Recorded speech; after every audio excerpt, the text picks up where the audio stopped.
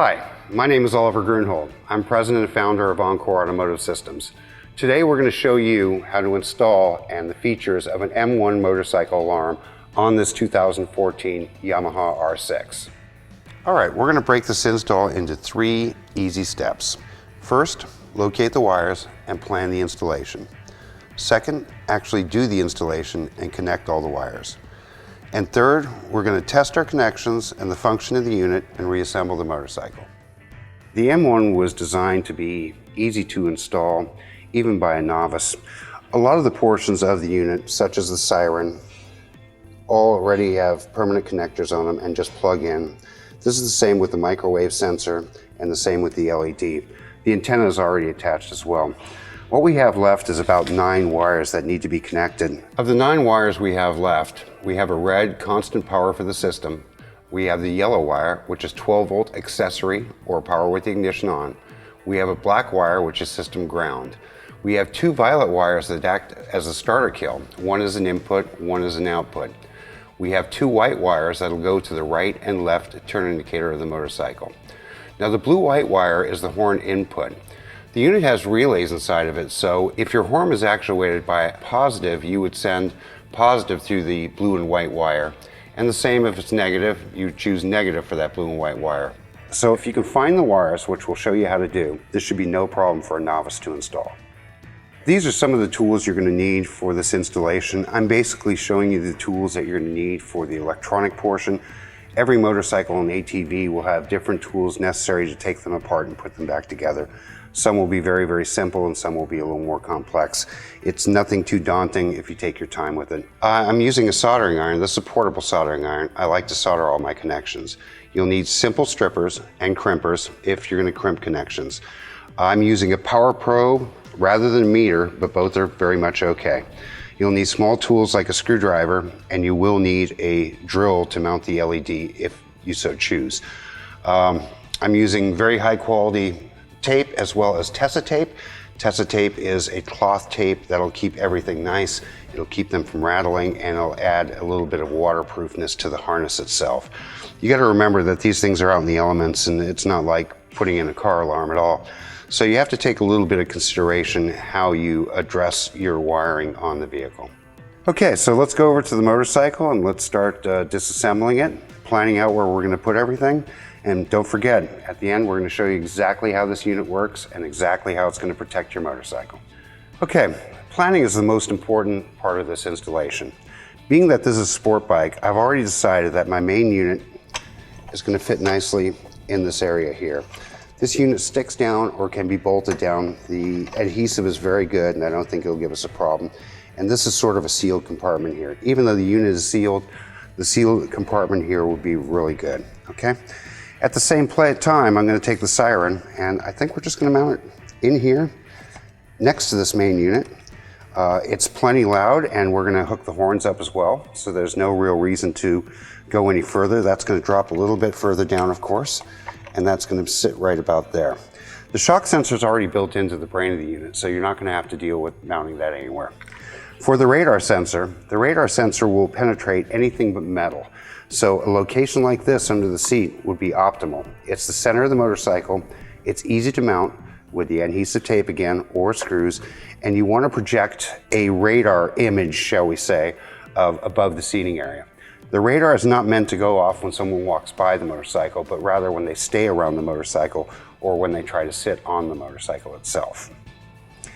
We also will be moving a couple wires forward because we know our horns are mounted in the front of the motorcycle and we want a good place for the LED to be visible so that if someone comes up, they know that the system is armed and watching them. We've also chosen this location because most of the electronics on this motorcycle are located right here. You have access to the battery, you have access to the ignition lines, and most everything else you're going to need for the installation. Now I'm going to take a test probe or a power probe and we're going to show you how to find the wires you're looking for. On this motorcycle, we know we're going to need power, we're going to need ground, we're going to need power with the key on, we're going to need the left and right turn indicator because motorcycles don't have a parking light, and we're going to have to locate the horns, which we know are in front of the motorcycle. Okay, so I attached my test probe to the negative and positive side of the battery. This will give me indication of both power and ground. and I can actually use the switch to monitor these things and get anything I need. We know we have power here at the battery. We know we have ground here. Let's look for power on with the key. I've already tested this, and I find that this wire here is ground until I turn the key on and it energizes, becomes hot. This is going to be perfect for the ignition line as well as the starter kill line or the ignition kill line. Okay, next we're going to have to find the turn indicators. Now, unlike a car which has parking lights, you have a left and right turn indicator. These are located back here in this harness. To find those wires, we're going to turn on the key. We're going to turn on one of the turn indicators, which you're going to see flashing there. We're going to identify the wires that come to that turn indicator, and we are going to test it with our probe. You see that's flashing with the turn indicator, so we know that is the left side turn indicator wire, and it's located in this connector right here. We'll then turn the turn indicator the opposite direction, and we found that wire, and that flashes like the parking light. Now, to confirm that, if you do have a power probe, we can turn off the turn indicator, turn off the ignition key, attach to that wire, and actually energize the turn indicator. So now we know that we need a right side, a left side positive turn indicator wire. We have power, we have ground, and we found that this line here is power with the key on. That's all we're going to get from here, and that's actually all we're going to need. The horn wire is up in front, and we're going to mount the LED up in front, so let's disassemble that side and take a look for those wires. All right, so we get to the front of the motorcycle. You can see the horn physically in front here. We've taken the time and removed this panel, and we know that the horn operates on hot and ground. So with the power probe, once I see it, I can beep that horn with my power probe, telling me that that's the wire we're going to need to connect to. Since the horn is positive, we're going to connect the horn input to the positive wire. At the same time, we've taken this panel off. We've marked a spot where we're going to put our LED light. That's going to sit right here, visible in the front corner of this plastic fairing. So we've taken off this quarter panel or side panel in the front fairing. And what I'm going to do is, with a very small bit, I'm going to drill a pilot hole for our LED.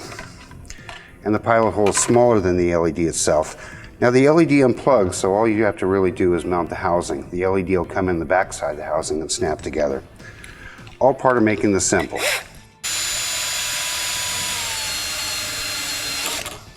All right, we have that drilled out. And we're going to take our LED light, push it in the top, and make sure it's secure. Looks like we're going to have to go through this a tiny bit further and make it a tiny bit bigger. You want the snug, but you don't want it too tight. And there we are. Very professional look. With the LED in there, it'll look great on the motorcycle.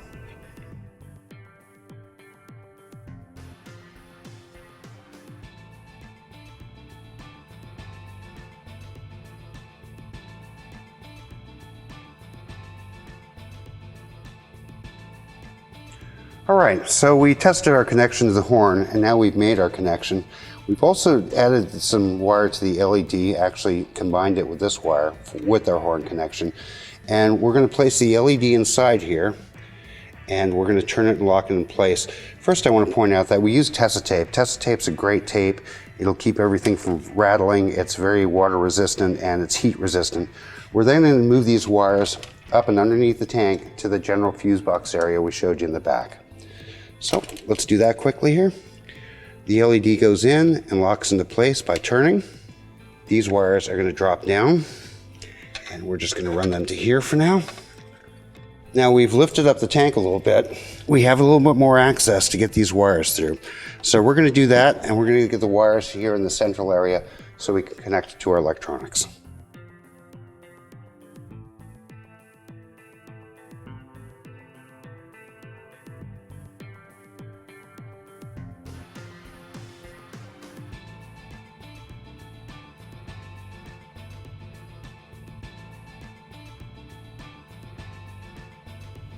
Okay, I've routed the wires up, and we're going to connect this to the battery of the motorcycle. This is power and ground. I simply is going to take a screwdriver and remove these terminals individually. and add my power and ground.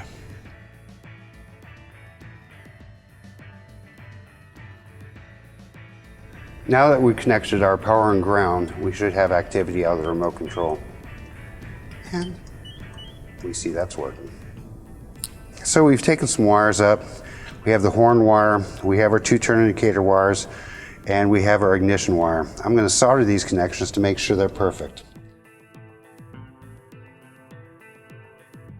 We're going to tape up and isolate all this, make it look nice and stock, and we'll continue from there. We had decided that our radar sensor is going to be mounted here. I've wrapped the sensor wires with Tessa tape, and we run it underneath the little cowling here. I'm just going to take the adhesive, and we're going to set that right about there. And like I said, that's shining through plastic, so we won't have any problems with that, and the range will be fantastic. Those wires that run through here, we're going to have to ball this up a little bit, make it nice and neat like the rest of our install, and make sure we don't have excess wires hanging everywhere.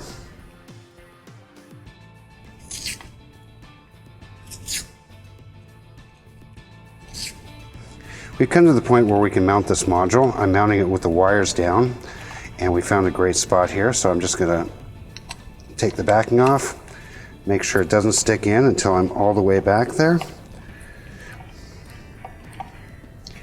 And we still need access to that siren line, so there we go. That is in there well. The wiring is all concealed nicely. We have this antenna line, which we're going to mount the antenna back here in a few minutes.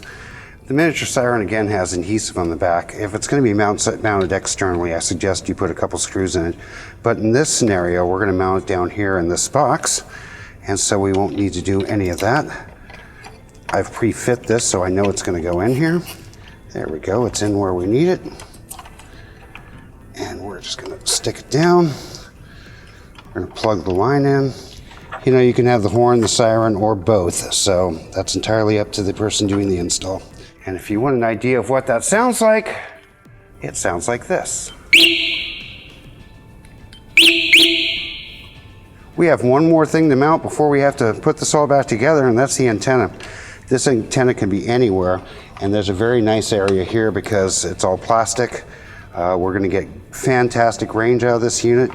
What I think I'm going to do is just slip it in between there, and I'm going to take the adhesive off the back. This antenna line shouldn't be cut. It is tuned, so we want to try to keep it in its original form. Just want to keep these together a little bit. And then we're actually going to tuck them down into this side of the cowling.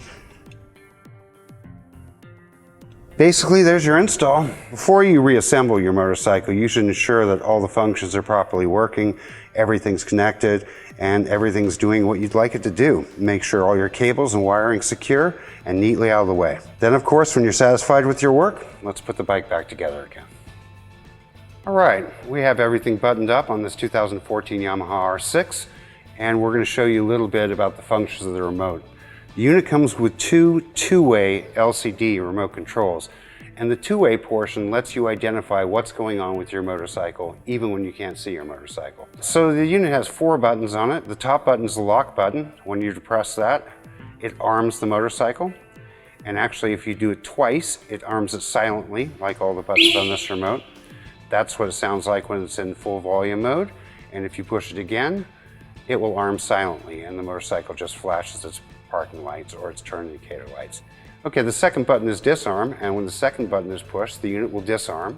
The motorcycle will flash its parking lights, and the remote control will show you an unlock symbol indicating it's disarmed. The third button down is a bike locator. If your bike is parked with a lot of other motorcycles, if you push that, it will give you a audible and visual warning leading you to your motorcycle.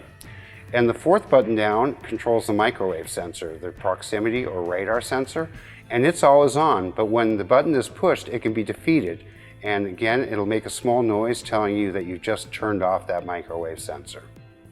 All right, we've armed the unit up, and I want to demonstrate the shock sensor with its worn away properties. I'll give it a tiny bit of impact, and it will chirp and flash, and the remote control will show you that the warn away has been activated, and it means that the vibration sensor or the shock sensor was triggered. I'll now give it a little more force and see if we can trigger the main alarm. Okay, so the microwave trigger is not designed for when somebody casually walks by the bike. Okay, you don't want a situation where anyone that walks by the motorcycle triggers the unit. It's made when somebody actually comes on, sits on the seat, or puts a lot of movement in the area above the bike. And you can see we just activated the warn away. If I were to sit on the motorcycle, I'm sure I could get it to trigger.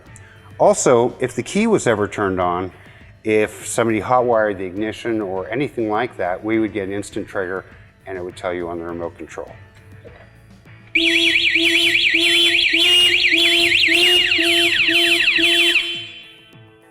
And finally, the M1 comes with circuitry that prevents you from accidentally disarming the unit. If it was pressed in your pocket or in your jacket inadvertently and you do not return to the motorcycle within 30 seconds, it will actually give you an indication that first you left it unlocked or unarmed, disarmed rather, and second it will go ahead and rearm itself again. If the unlock button is pressed twice in the unlock sequence, then that will not happen.